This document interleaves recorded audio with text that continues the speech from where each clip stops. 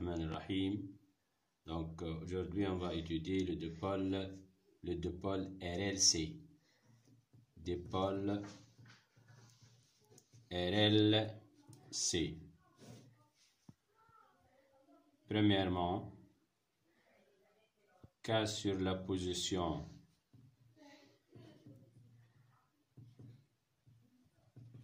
position 1. Donc, le condensateur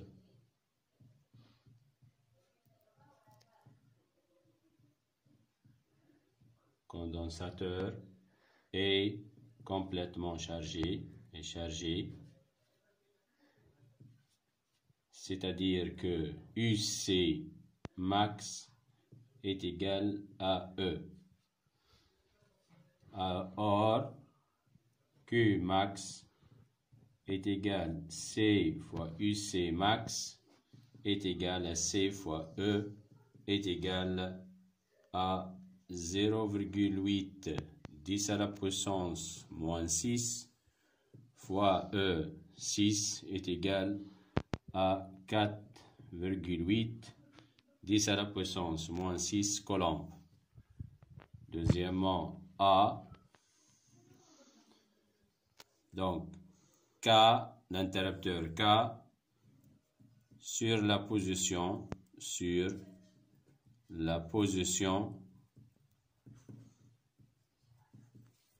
de le régime des oscillations, c'est le régime pseudo-périodique. Petit b. Donc on va écrire l'équation différentielle. Donc l'équation différentielle, toujours comme j'ai dit, je répète.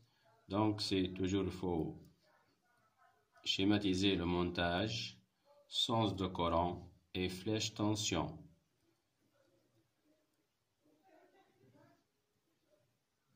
Pour résisteur de résistance R. Oui. Donc, condensateur, sens de courant I, UC, courant va circuler dans ce sens UR et UL. Donc, d'après la loi de May,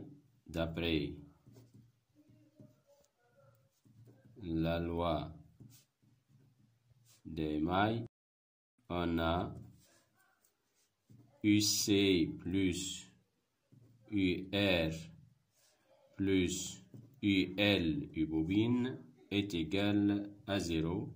Donc petit r négligeable.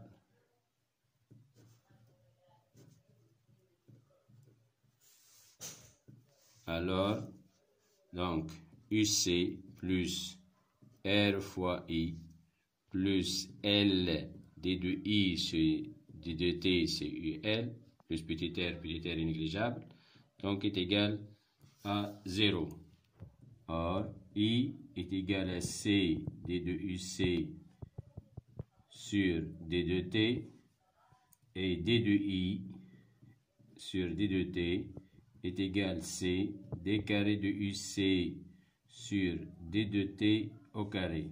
On remplace dans l'équation, on va trouver c'est UC plus RC d de UC sur d de T plus LC d de UC d carré de UC sur d de T au carré est égal à 0. Donc, c'est l'équation différentielle en UC de T. Petit c. Donc,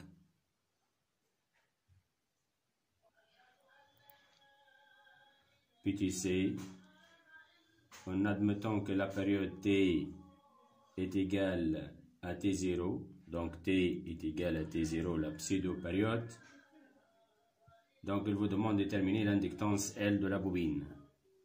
Donc, or, on va déterminer t est égal à quoi? Donc on a 3T est égal, graphiquement est égal 2,4 millisecondes, figure numéro 5. Et par suite, la pseudo-période T est égale à 2,4 10 à la puissance moins 3 sur 3 est égal à 0,8 10 à la puissance moins 3 secondes. Or, nous avons dit que T0 est égal à T est égal à 2pi racine de LC. Donc, on va passer au carré. T au carré est égal à 4pi carré LC. L'expression de L est égale T au carré sur 4pi carré C. Application numérique. 0,8 10 à la puissance moins 3 au carré sur 4pi carré, 4pi au carré, fois C est 0,8 10 à la puissance moins 6 est égal à 0,02 Henri. Petit d, on vous demande d'écrire l'expression d'énergie totale électromagnétique. Donc E, l'énergie totale est égale à EC plus EL, l'énergie emmagasinée par le condensateur, forme électrique, et l'énergie emmagasinée par la bobine, forme magnétique, est égale à 1 demi de C fois UC au carré. Donc on l'écrit en fonction de UC puisque l'équation différentielle est écrite en UC, plus 1 demi L fois I au carré. Donc regardez, c'est l'expression de l'énergie totale. Puis de 2, on vous demande de montrer que l'énergie diminue au cours du temps et interpréter cette diminution.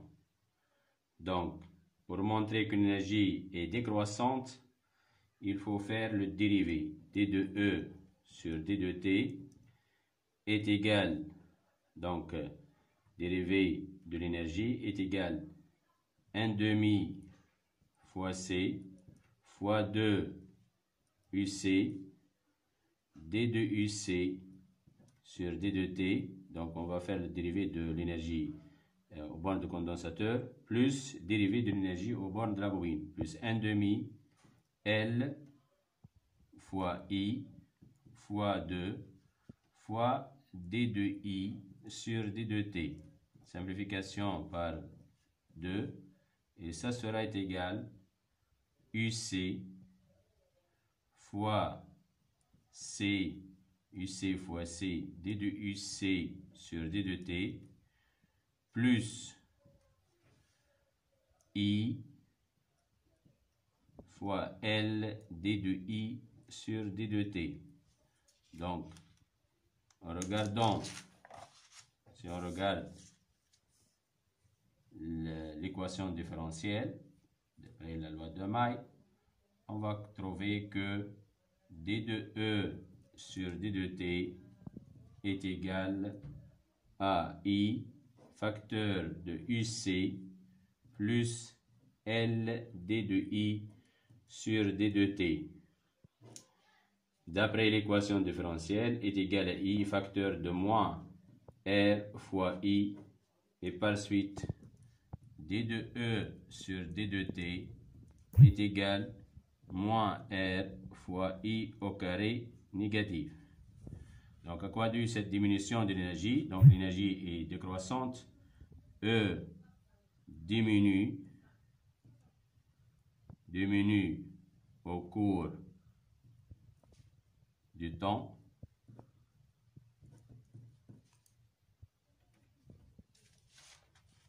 Cette diminution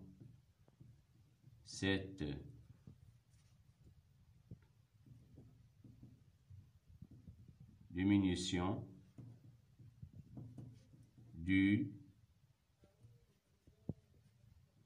à la présence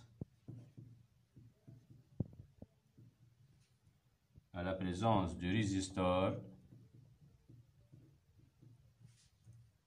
qui transforme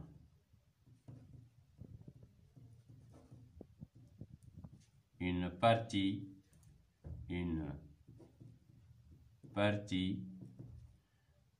de l'énergie E en chaleur. Et l'effet Joule.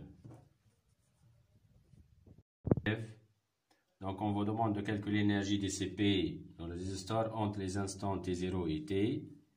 Donc voir figure 5. Donc on va déterminer l'énergie dissipée. E dissipée est égale l'énergie initiale à t est égal à 0 moins l'énergie finale à l'instant t. Or, donc on va déterminer l'énergie à quoi est égale à t est égal à 0. On a E0 est égal à 1 demi de C fois UC max carré est égal à 1 demi fois 8 10 absence moins 7 fois 6 au carré est égal, donc l'énergie E0 est égal à 14,4 10 à la puissance moins 6 joules, puisque donc pourquoi est égal à UC seulement, puisque à cet instant EL est égal à 0, puisque I est égal à 0 initialement. Donc ET à l'instant T, quoi est égal à l'instant T est égal à 2,25 T. Donc on a à cet instant ET est égal à EC de T plus EL de T de cet instant. Or, EC à cet instant, EC de T est égal à 0 puisque UC est égal à 0 à cet instant. Donc, ET, l'instant T, est égal à 1 demi de L fois 1 demi de L de I au carré, I est égal à C, D de UC sur D de T au carré à l'instant T. D de UC sur D de T à l'instant T, ça représente la pente de la tangente à cette courbe, à cet instant T. Les représenter sur la courbe. Et je vais déterminer d de UC sur d de T à l'instant T, et ça représente la pente, est égal à 4 moins 0 sur 2T moins 2,25T, graphiquement est égal à moins 2 10 à la puissance moins 4 est égal à 1 demi fois 0,02 L facteur fois 8 10 à la puissance moins 7, c'est la capacité, fois 2 10 à la puissance moins 4 est égal, ET est égal 2,56 10 à la puissance moins 6 joules. D'où E dissipé par effet Joule est égal à 14, l'énergie initiale, 4 10 à la puissance moins 6, moins 2,56 10 à la puissance moins 6 joules est égal à 11,14 10 à la puissance moins 6 joules. C'est l'énergie dissipée. Donc, troisièmement, on vous demande quel est l'état du condensateur. Est-ce que le condensateur se charge ou se décharge entre les instants T1 et T2? Charge. Et préciser le sens du courant, du courant entre ces deux instants. Entre l'instant T1, entre T1 et T2. La valeur donc UC, valeur absolue de UC, est décroissante. UC décroît. Décroît. Donc,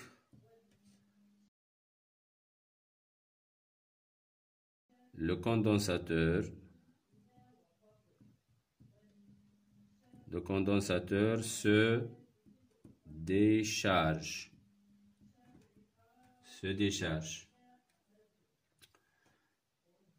Or, I est égal à C d de UC sur d de T, donc puisque I est décroissante, est négatif.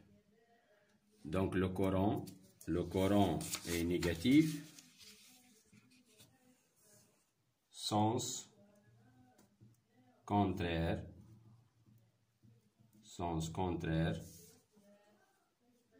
à celui choisi arbitrairement.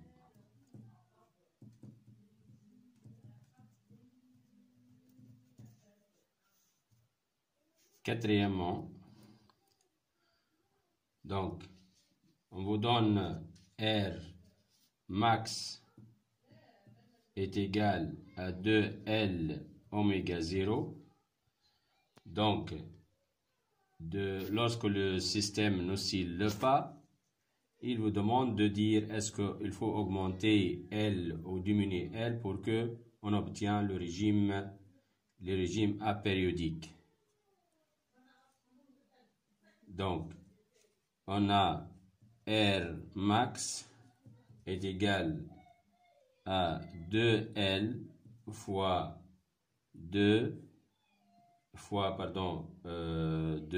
fois 1 sur racine de LC est égal 2 racine de LC. Donc, il faut diminuer L diminue, alors R max diminue. Voilà.